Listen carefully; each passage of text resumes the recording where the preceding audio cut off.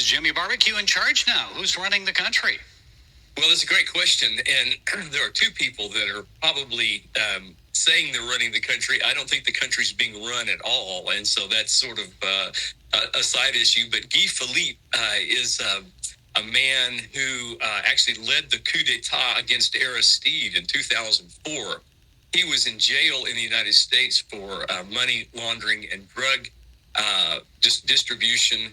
He had a 9-year sentence. He was released early and then repatriated to Haiti. And so he's back up to his old tricks of coup d'etat.